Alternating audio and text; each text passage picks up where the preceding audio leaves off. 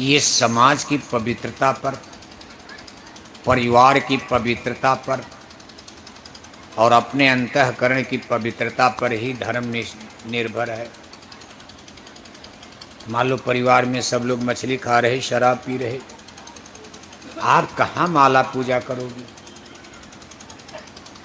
पूरा गांव पियक्कड़ों का गांव हो गया, सब शराब पीकर गाली गलौज कर रहे।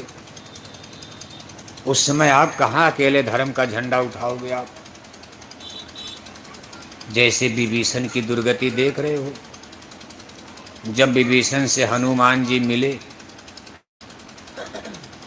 तो विभीषण ने रोते हुए कहा था, सुनो पवन सुत रहन हमारी, जिम दसनन मह जीव बिचारी, लंका निश्चर निकर निवासा, यहाँ नहीं सज्जन कै बाशा, सखा धर्म निभय कई भांति। विभीषण ने हनुमान से रोते हुए कहा था, हनुमान मैं इस लंका में इसी तरह रहता हूँ जैसे 32 दांत के बीच में जबान रहती। चारों तरफ अधर्मी हैं, पापी हैं, शराबी हैं, कबाबी हैं। किसी तरह मेरा धर्म बचा, मैं चुपचाप झोपड़ी में पड़ा रहता हूँ। न मैं किसी से बात कर सकता, न किसी से बोल सकता। ये सब बिल्कुल अधर्मी हो चुके, धर्म की बातें नहीं सुनते। मेरे ही भाई हैं, मेरे ही भतीजा हैं, चाचा हैं, सब लोग हैं, मेरे ही घर खानदान के, लेकिन ये सब शराब पीते हैं। जबकि सब लोग ब्राह्मण थे, रावण खुद ही उनका खानदान ब्राह्मण। इस तरह की परिस्थितियों में मनुष्य घुटन महसूस करता। इसलिए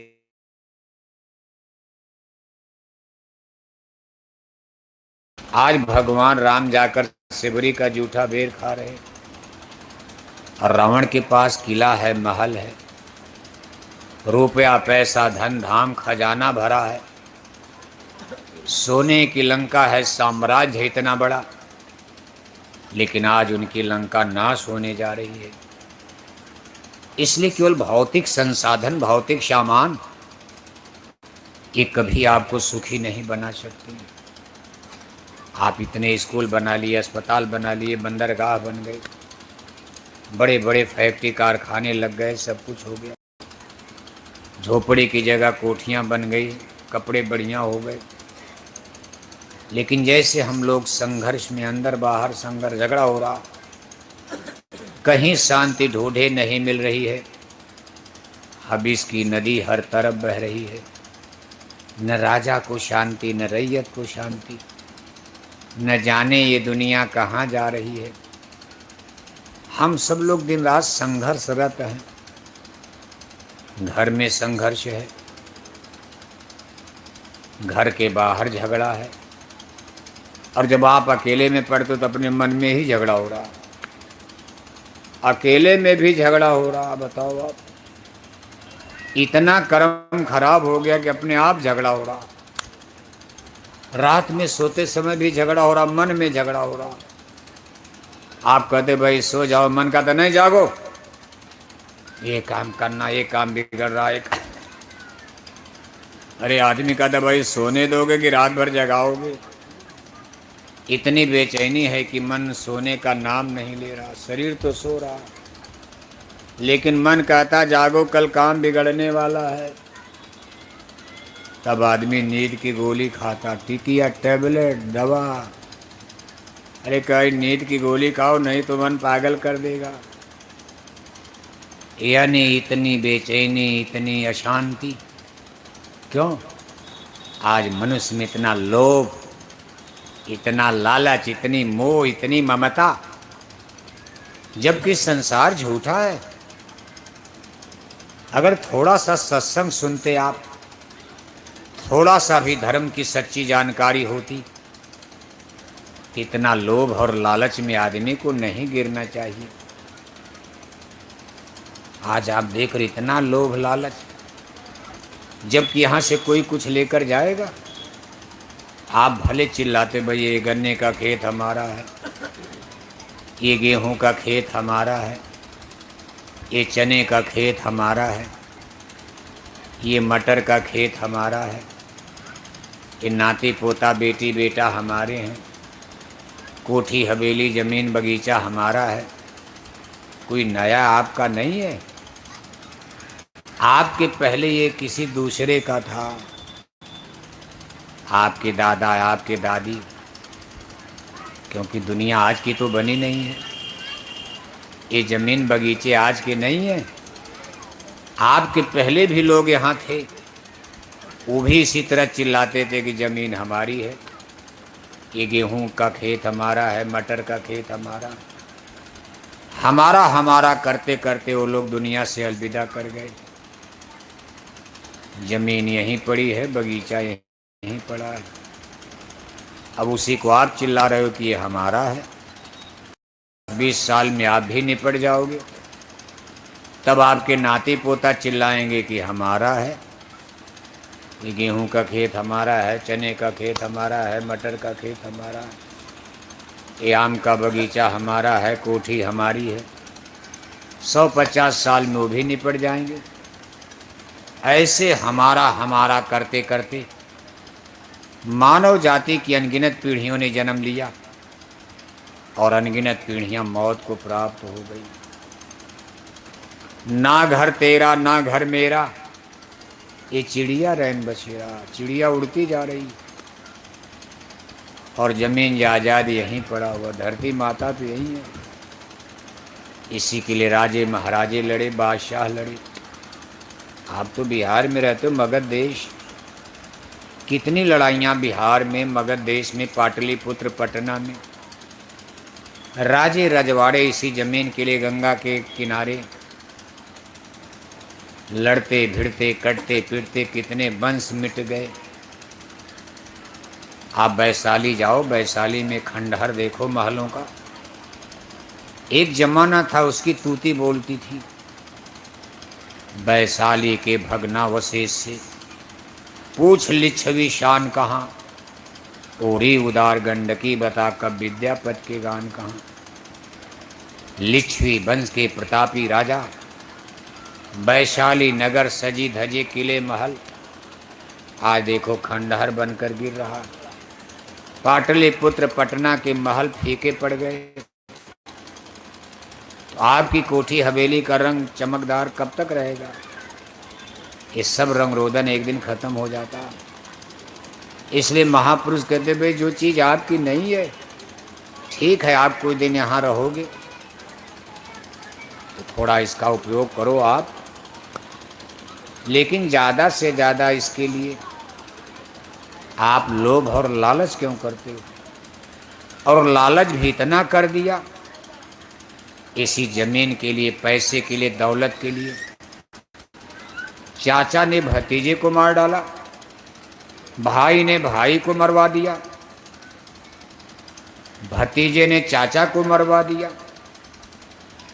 आप इसके लिए कितनी हत्या भी, बुरे पाप कर्म अधर्म झूठ धोखा बेईमानी, जो चीज़ आपके साथ जाने वाली नहीं है उसके लिए इतने अधर्म और गुनाह क्यों करते हो आप? महापुरुष इसी चीज़ को समझाने की कोशिश करते हैं। अपने हक में अपने दायरे में रहो, अपनी मेहनत ईमानदारी से आपके हिस्से में, आपके भाग्य में, प्रारब्ध में अपना गुजर बसर कर लो। थोड़े दिन आपको यहाँ रहना है, रहना नहीं देश वीराना है। ये शरीर, जो शरीर देख रहे हो, शरीर खुद ही मिट्टी में मिल जाएगी, एक दिन आग में जलकर मुट्ठी भर राख हो जाएगा, मिट्टी मिट्टी में मिलकर मिट्टी बन जाएगा। सोच रहे हो आप? दुनिया की दौलत सामान पदार्थ छोड़ो, ये आपकी हाड़ मांस का पिंड पिजड़ा, ये काया, ये भी एक दिन आग में जलकर मुट्ठी भर राख हो जाएगी। आप मुजफ्फरपुर के सबसे सुंदर आदमी हो, सबसे धनवान हो, बलवान हो, ये नहीं कि मरने के बाद आपको पिजड़े में रखा जाएगा बक्सा में, ना, मरने के कुछ ही घंटे बाद अपने ही घर परिवार के लोग जल्दी जल्दी कफन दफन करेंगे, आपका जुलूस निकाल देंगे, बोलेंगे राम नाम, राम नाम जिंदाबाद, मुर्दाबाद नहीं। मरने के बाद राम नाम बाकी सब। तब पता चला कि सब तो झूठा हो गया, क्यों राम नाम सत्य है। लेकिन अब मरने के बाद बोलने से क्या लाभ है। जीवन भर हर सुमिरा नाही, घुट घुट मारा कुटुंब के माही। जीवन भर तो दादा ने कभी राम नाम सुमिरा नहीं, मरने के बाद दादा के जुलूस में आप बोल रहे हो कि राम नाम, बाकी सब। दादा सुन रहे हैं। और तब तक ले गए गंगा घाट पर, कहीं पेड़ के नीचे नदी के किनारे दादा को आग में जला दिया। हाड़ जरे जो लाकड़ी, केस जरे जो घास, शरीर की हड्डियां लकड़ी की तरह से, शरीर के सारे बाल घंटे 2 घंटे में जलकर दादा का मुट्ठी भर राख हो गए। मिट्टी मिट्टी में मिलकर मिट्टी बन गया। इसी मिट्टी से पैदा हुए, मिट्टी में मिल गए। सब मिल गए, राजा रानी बादशाह शहंशाह। कहा एक राजा था एक रानी, और मर गए राजा मर गए रानी, हो गई खत्म। राजा रानी भी इसी मिट्टी में मिल गए। ये नहीं को लोग शरीर से स्वर्ग चले गए, शरीर तो यहीं रहेगा, मिट्टी में मिल गया। इसके बाद आप घर में आते हो।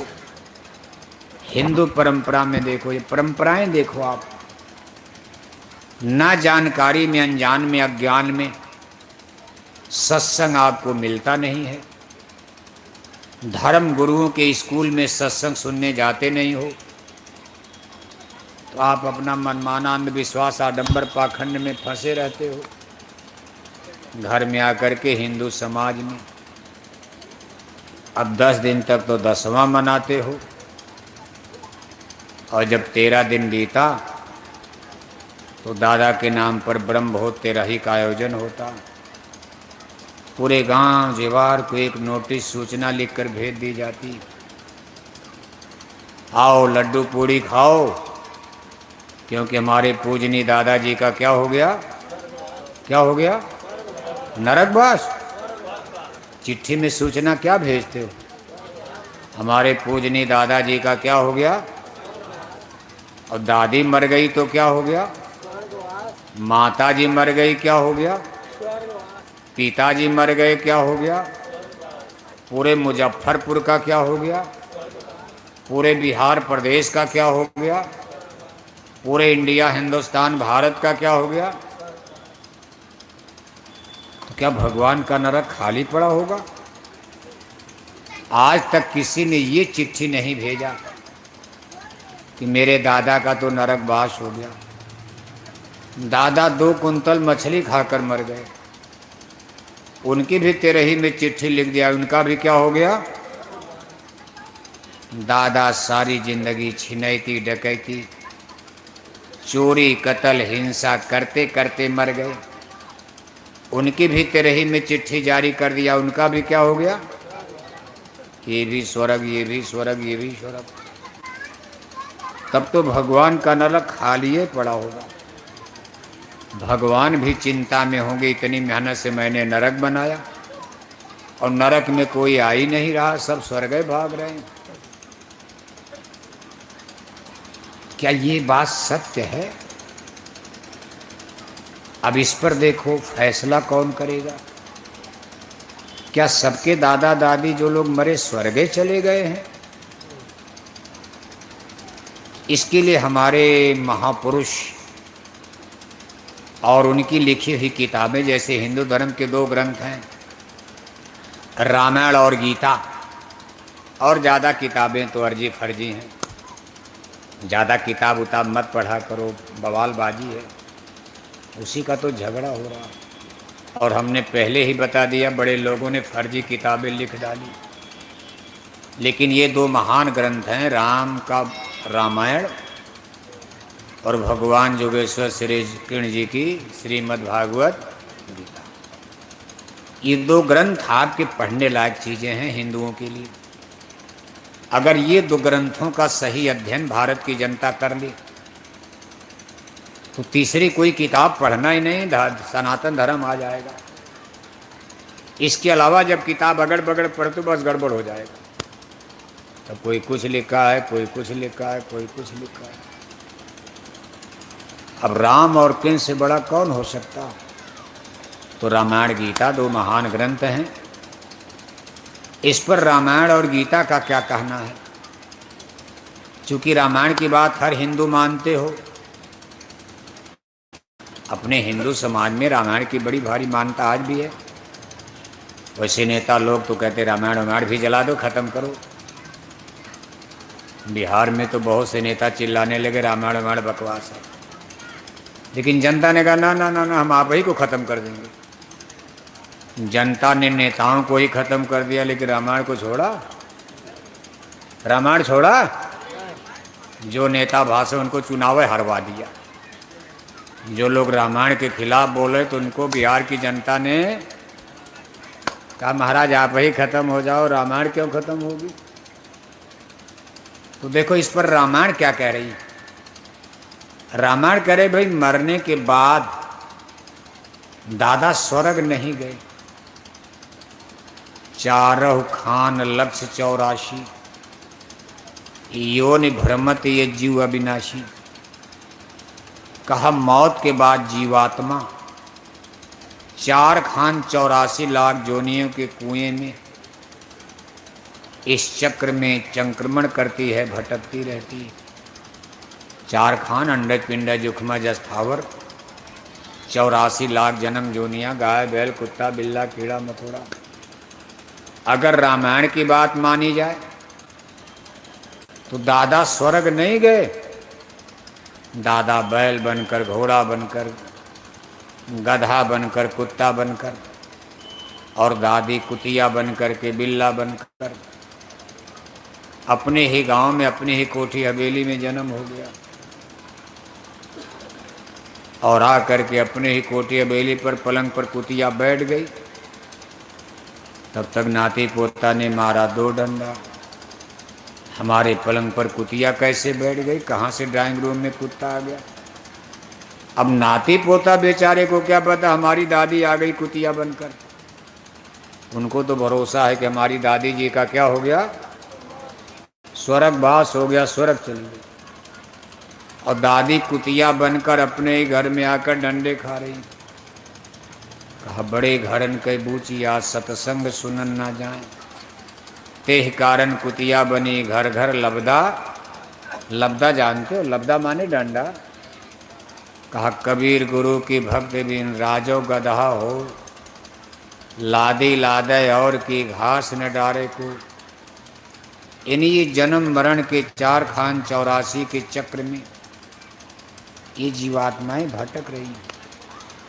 स्वर्ग बैकुंठ भी जाते लेकिन उनकी संख्या बहुत कम है। ज़्यादातर लोग इस कलयुग में इन्हीं जितने गाय बैल कुत्ता बिल्ला पशु पक्षी अपने गांव जवार में देख रहे हो, ये सब हमारे पूर्वज लोग हैं।